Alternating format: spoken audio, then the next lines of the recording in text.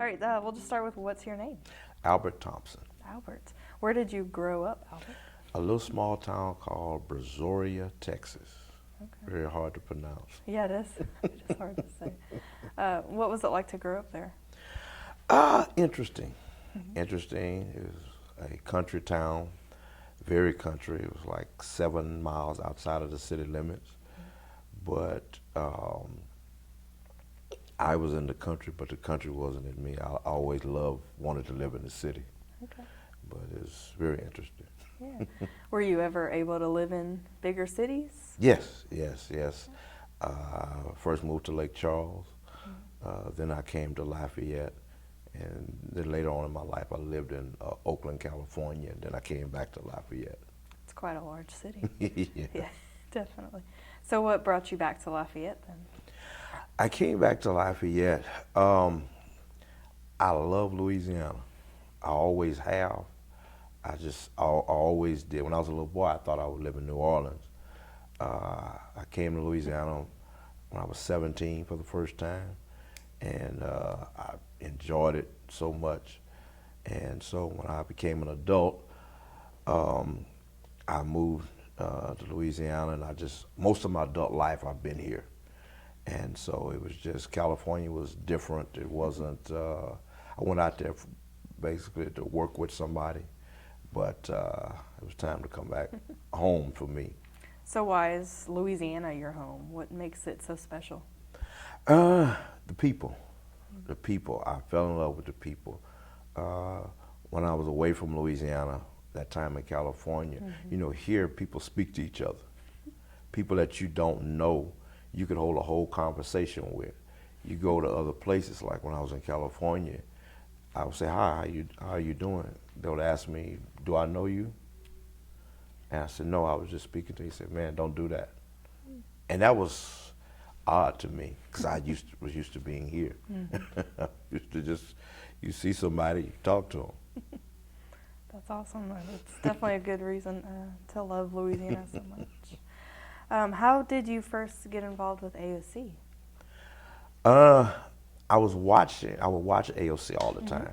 I watched AOC all the time, and when I first got involved, was at the old building downtown, and I was watched different people, different community programs, and it was just something I wanted to be a part of because I love media. I love media. Definitely. What was your first impression of AOC? Oh, I loved it. I loved it to death. And the reason why was it was the down-home atmosphere. It was the relaxed atmosphere. It was media, but it was no pressure media. It wasn't like, things had to be done right, things had to be done professional, but it was like going around your family and friends every day. So I really liked that. I really loved that, I wanted to say. Very cool. What surprised you most about working with AOC? I think the ease in which this is. Media is a very powerful tool, but it's fearful to a lot of people. And it's something I may have been nervous my first time going on television, but I haven't been nervous since. I mean, sometimes I think I'm too relaxed. And then when something goes wrong,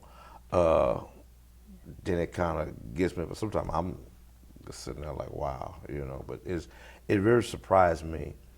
Everybody is seeing it behind the scenes is what's so relaxing about it to me, because it's really just everyday people going to work like you would anywhere else. Okay. What is your dream project to work on or to produce? I would like to do a live show, which my shows now are live, but I'd like to do a live show with a studio audience. I would really love to do that. Now, putting that together might be very difficult, but I would love to do that. I'm serious. I really love to do that. Very cool. Yeah, definitely. What are you looking forward to in 2017? 2017, I'm looking to do bigger things. I'm looking to branch out as far as like in the show, in the interviews. I want to bring even some more influential people in, not in a way of becoming Hollywood or movie Hollywoodish, you know, or like that. But I love talking to people. I like to hear people's story. Where did they start, and how did they get to where they are? You know, that's always been something I really want to bring some people, just a more wider range of people, business people, politicians. We basically deal with ministers right now, but I really want to branch out a little bit in that area. Awesome.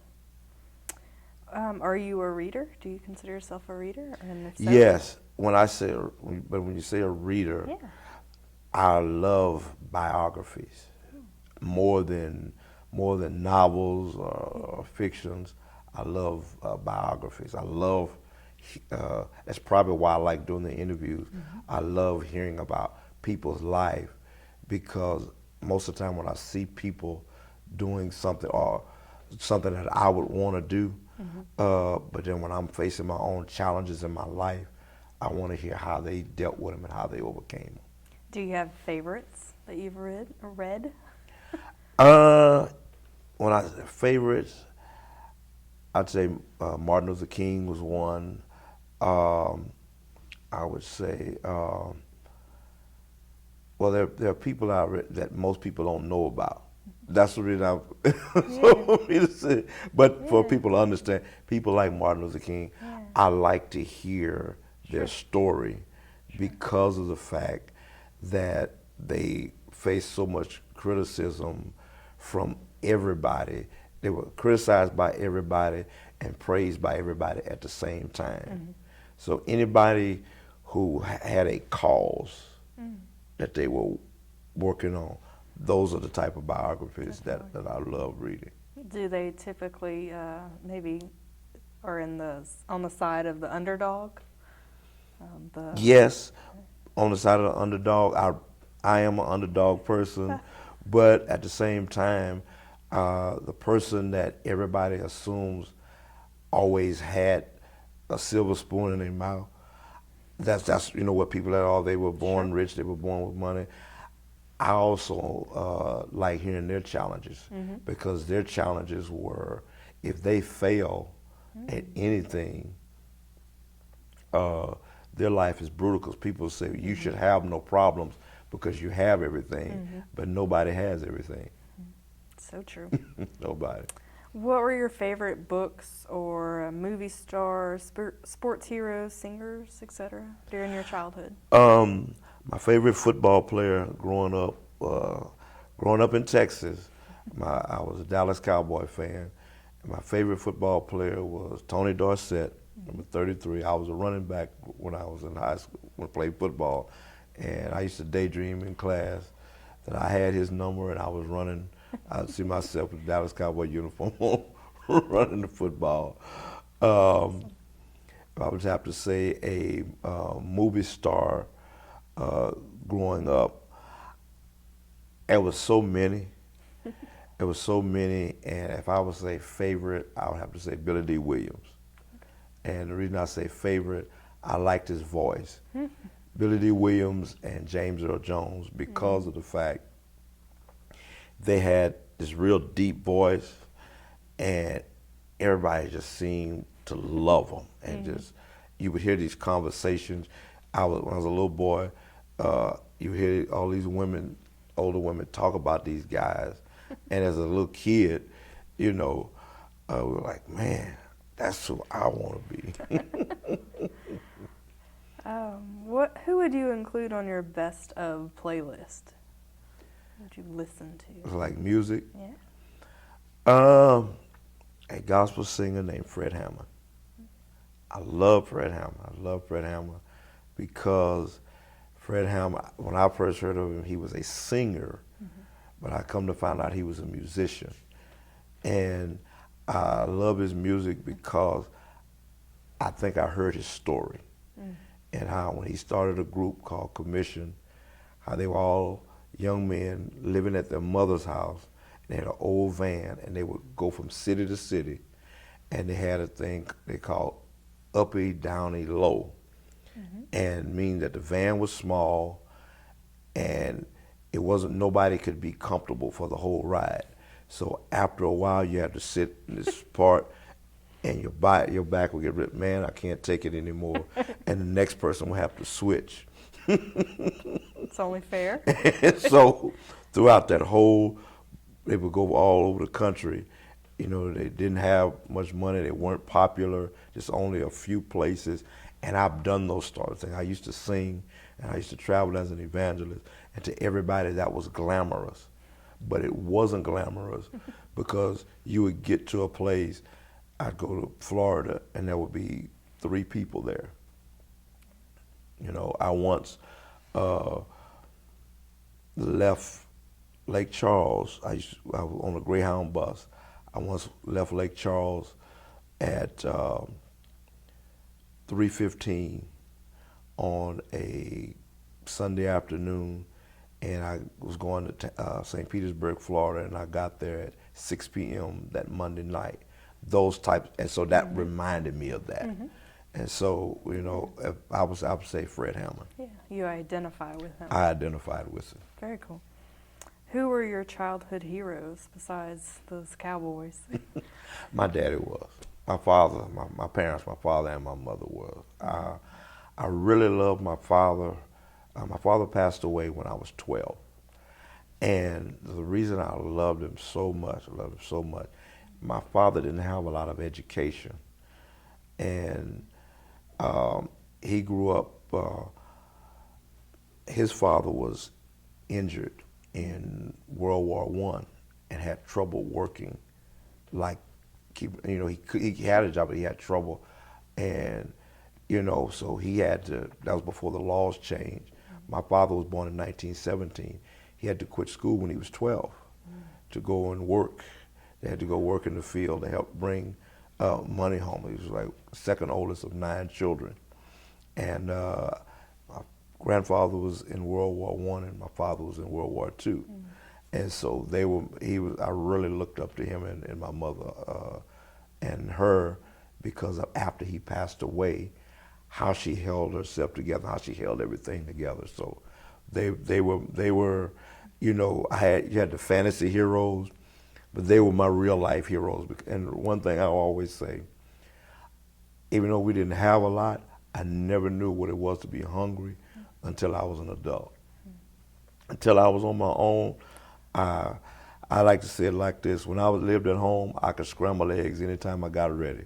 When I went on my own, I found myself scrambling for eggs. It's a Totally good way different. to say that, yeah. Yeah. They were once, because one time I got upset with my mother one time and I wanted to run away from home. And I told her I was going to do that. And so she said, okay. And she closed the door and she locked the door.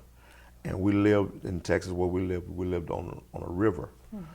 At a certain time, when it starts getting cold, when you live on the water, as well known in Louisiana, you live near the water, when it starts getting cold, you start getting cold first. She closed the door, she locked the door, and then she started cooking.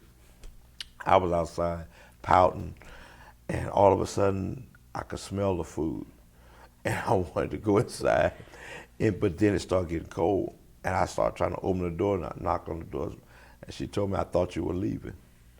I said, I'm trying to, she said, look, I have things to do. If you're going to go, you need to go. I'm busy.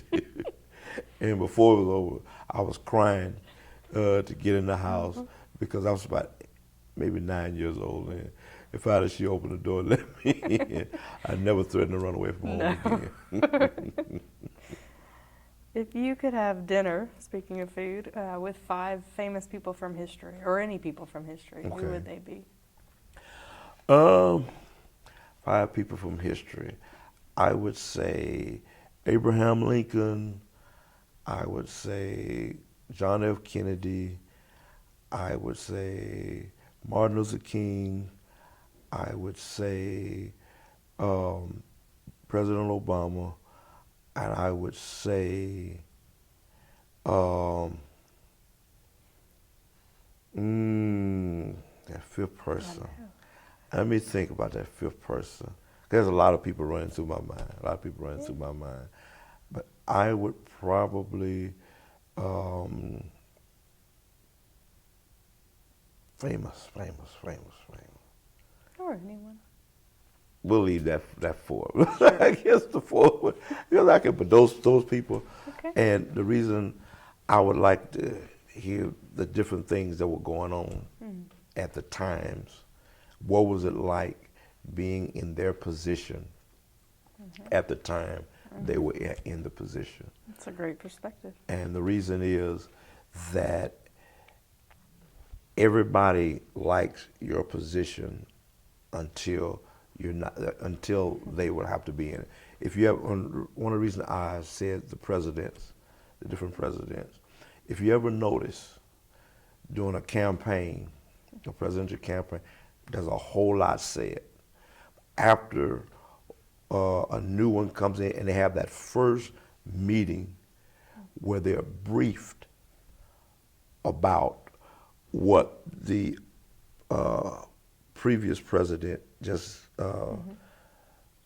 even though they were against them or whatever, if you ever notice, the first interview when they actually are briefed and they find out everything that's going on, they say their whole attitude is different. They have a different look about, they come out from the White House, they come out from that walk, and they look like a deer caught in the headlights. You know what I'm saying? It's like, oh my goodness. They have this look to say, what did I just get into? I'm serious. What did I just get into? Why did I'm serious, it's like, why did I do this? Why did I make this decision? Every last one, if you go back and look at a film, every last one of them, there's a difference. And in the 4 to 8 years they were in there, they would all come out, and Jimmy Carter would be the other one. Okay. They would all come out, how they physically aged in that time. And the reason, one man said, one of the previous administration said, President Obama said, when his aide said, that there's so many people to handle a problem. When it gets to the president's desk, that means nobody else can handle it. So if the president has 12 things to deal with that day, there's 12 things that nobody else in the world could handle. So therefore, you're going to age, and age a lot. Definitely. So that's why I would say those people, because, and that's surprising to probably most people that I would say that, but it's people that had the things that nobody else, jobs that nobody else really would want, but everybody else has an opinion about how to do it. Absolutely. What is your superpower? My superpower, oh boy, now that's a good one. That's a good one. When I was a kid, and you might laugh, and I don't know if you're old enough to remember this character. There was a guy called, there was a little astronaut, and he became Ultraman. I don't know if you're old enough to remember Ultraman. This is so funny. I thought about him about 5 or 6 months ago, and I laughed about it. And I said, let me see if they have that. And I went on YouTube. And here comes Ultraman. And I said, God, this looks so fake. It looked like an actual play that you'd be doing on stage. You know, and it was horrible. Now I'm but see, when I was like 8 or 9 years old, he was like, so between Ultraman and Popeye, stuff like that, if I would say superpower for me, it would just be my ability to meditate on things. I don't, when I read something, I'll go back and read it again and read it again, and I'll think about it and I'll analyze it from everything, from top to bottom. I'll analyze it, and I feel like that gives me an advantage because knowledge is power, but having an understanding of what you know gives you, I believe, gives me an advantage. Very cool. Who are your favorite characters? Yeah, in any Characters as in? any movies. Who do you who are your favorites? There's a movie called Strictly Business, and the character's name was Wayman, and he was real uptight, and eventually he learned how to loosen up. He was a real estate broker. That sounds crazy to most people, but they were like, but it's always intriguing people who seem to be hot. It's a person that that nobody thinks should be there and is there. That's right. But it's the movie, Strictly Business. is he was all about business, and he couldn't live outside of business. And which sometimes I could be so focused until and some things I don't know how to relax. And that's probably why I love AOC so much, because it's the one thing I could do is focus and relax. It's one of the only things I could do is what I do here, is focus and relax at the same time. Most things I do, I don't focus and relax. And so that's why that's my favorite character. That's good. What inspires you? What inspires me is to see somebody that had given up, or everybody had given up on, and to see them succeed. I love it. I love it to death. I love everything about a person giving up and just succeeding. Succeeding. My favorite phrase is failure is not an option, because failing at something doesn't mean that you're a failure. I believe that the Hershey bar that we all love, that most people love, I think the founder of Hershey filed for bankruptcy between 4 to 6 times. You know, I don't want to file for bankruptcy once, but that's what inspires me. Taking a bad situation and having it come out right. Very cool. What achievement are you most proud of? I'm going to say getting married. Getting married was the most achievement I'm most proud of, because being a lot of people, a lot of famous people, a lot of powerful people, a lot of important people, that's the one thing they can't seem to get right. They could conquer the world, but they can't do that. Can't stay married. They can't. I'm serious. They can't stay married. And to be honest, in my family, divorce ran in my family. There are people with 5 and 6 marriages. So what are the secrets to success? Well, I feel I was all in. Because before I got married, I heard a lot of what not to do, and it was based on having a backup plan if it doesn't work. I went into it, I said, if I do this, I'm going to be all in. I'm going to give it everything I got, and if it didn't work, there would be no possibility of it working. I was going to leave no stone unturned. They used to say something to me when I was a little boy, saying you will get out of something what you put into it.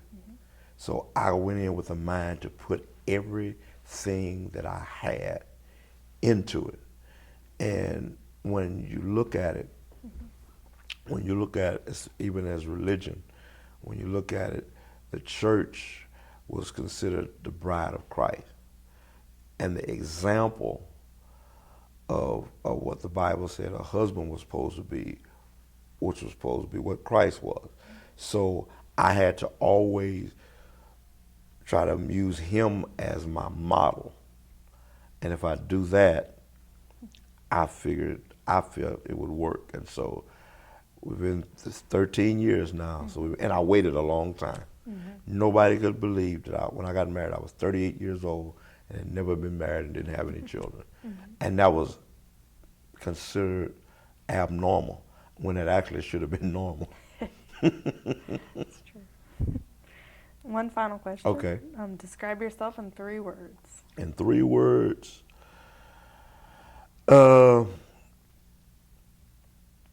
humorous, dull, and exciting. Good answer. Because I have a side of each one of them. Okay. Awesome. Humorous, dull, and exciting. Very cool. Good answer. Well, you survived. You made it. Okay, You did it. thank you. Good. Good job.